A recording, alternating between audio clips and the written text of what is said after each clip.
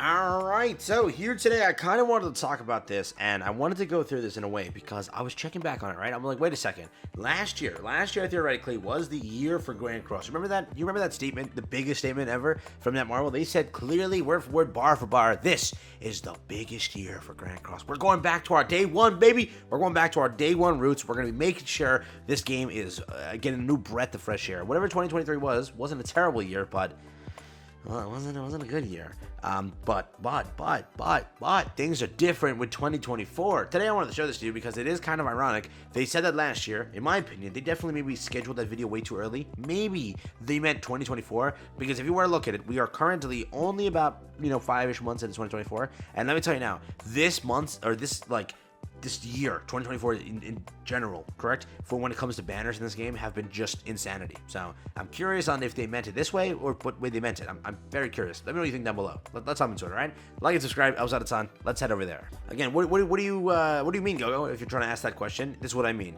We think 2023 will be the more important year than any year before it, correct? 2023 is the year. That's what they said in this video, and that's what they basically were telling us, that they want to, do so much of this year, and they want to get into so much stuff, and this is the year. 2023 is the biggest year, the make it or break it year for Grand Cross, right? Automatically, it's not true, correct? We've gone through 2023. Let me just show it to you, correct? 2023, banner-wise, was it like big, they were hyping up characters, events, and such. What do we get for 2023? Let's go through that right now. 2023 started off basically with Purgatory Meliodas, going into it, right? We had Iron Blood Mono, Freya, pretty good, right? There you go. New Wings King, pretty cool. Mael, pretty cool. Roxy of Frenzy, very cool. 27th Goddess Elizabeth. We had a collaboration, which was the Jobless Reincarnation collaboration. We had Transcendent Bond, pretty cool unit. Maeve Jenna, another very cool collab. That died now completely, will never return. We had Tyr, Tristan, pretty cool. Freya, Demon King. We had some pretty good banners, events, right? We had another collaboration here. We had Hell. We had another collaboration, probably my favorite collaboration in the game. And that was how 2023 went, right? But again, in comparison, first off, let's start on just the banners. 2024 has been just out of this world when it comes to banners, dude. Every banner was actually good. That's not even like a lie. Let's start with this, right? First up, You Are Meliodas. Broken Insane, great character. What the hell? It was good.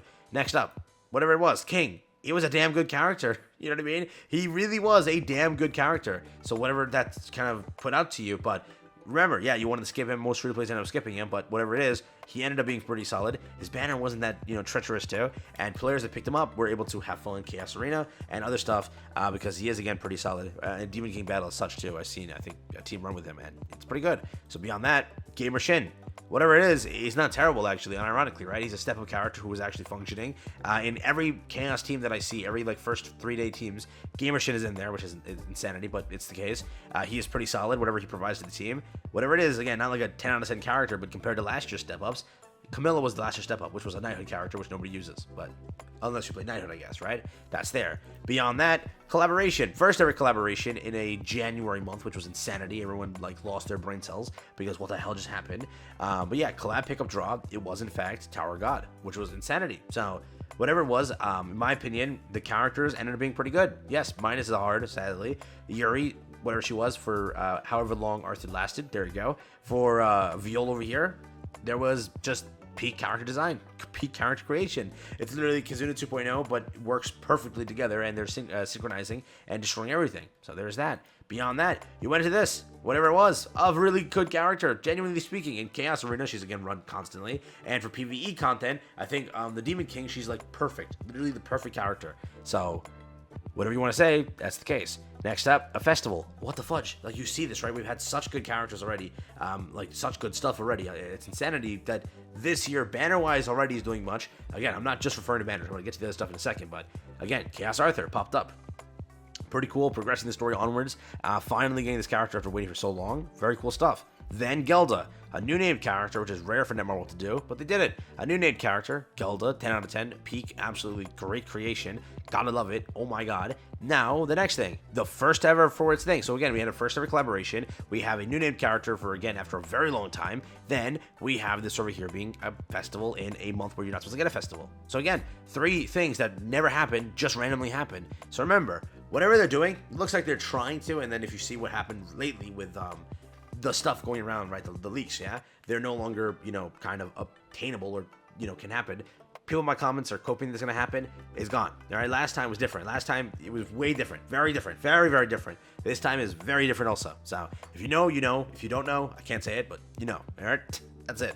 But yeah, with this Gother first ever festival at this month, was it supposed to happen? It happened. Beyond that, a freaking demonic beast character right after. If you look at it, they made sure that these months are like packed with powerful characters, good characters, characters that were begged for, and a festival and collab we didn't expect. Correct? So I don't know what the hell they're cooking up, but they said it clearly. They said it clearly that 2023 was the year. 2024 has already started off better than how 2024 ended up, right? If you skip some of these banners, right, you still could make it for most of them, but it's a lot of good stuff actually the players wanted, right? Whatever it is, minus TOG in my opinion.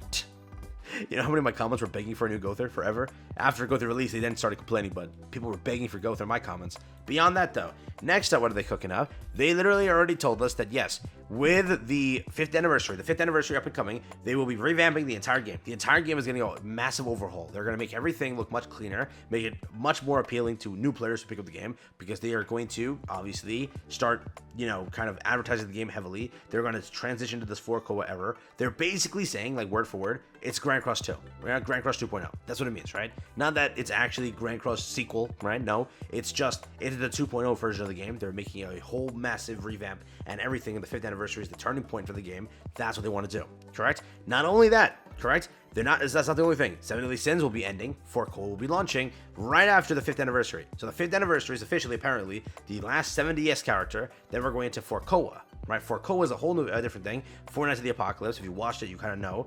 So apparently, the 5th anniversary is the end point of 7 Deadly Sins as a whole. Then we're transitioning into now 4 Nights of the Apocalypse. So remember, the thing that they wanted to do in 2023, that was making it, like, again, the biggest part of the year, ending 7 Deadly Sins, never happened. Everything that they said in this video basically never happened. They wanted to make catastrophes a massive part of the game. And, you know, the first catastrophe update was the worst banner, worst profit ever for NETMARBLE since the launch of the game, basically. For I don't even know. Dude, they made $3 million on Roxy, which is bad. I know, 3 million sounds pretty good, but $3 million for NETMARBLE or Grand Cross is terrible. Whatever it was, still, Tower of God barely outsold it, but that's 3 characters. Doesn't count it, but remember, they've seen those things, they know it. That's why catastrophes don't release. That's literally why catastrophes haven't gotten a new update. It's because they're just, nobody cares, correct? It's as sad as it is, though my comments will say, I care. You don't care, correct? Because people are wailing for them. If people are wailing for them, they're making money from it, then people care. If you say you care, right, unless they're making money, they don't think people care. So remember that. With Tyr sells very well. With Freya sold. We know why, but Freya sold. Remember, with Ragnarok characters, some reason it's just a better thing for players versus the catastrophe story. Again, do they know why? No idea. Do we know why? No idea. That's how it is, correct? So again, as time progresses, that's why they gave up on catastrophes. It doesn't sell, but remember, Ragnarok sells. So yes, you still got a few Ragnarok chapters in 2023. A few, meaning like a 2. You know, that's it, 2, I think. That's it. You did get Hell, the first ever Ragnarok festival, because again, they never made a catastrophe festival. Do you know why they never made a catastrophe festival? Because you don't care for it. Some reason whales don't whale, some reason players don't whale. So again, catastrophes they threw out the window, but with Ragnarok, they see that there's more appeal to it for some reason, right? And again, whether the story be more fun, whether they put more effort into it, we don't really know, but what I can tell you is that's the case. So again, when people saw Hell, they made pretty good profit. I told you, we did the numbers together. The month for Hell was kind of actually insanity, so that's why, right? But again, this year was the year, or rather 2023 was the year they wanted to finish everything. They never did it. 2024 is the year. Already with all the confirmations and everything, 5th anniversary is the end. We've already started to see the game get revamped. We had our survey.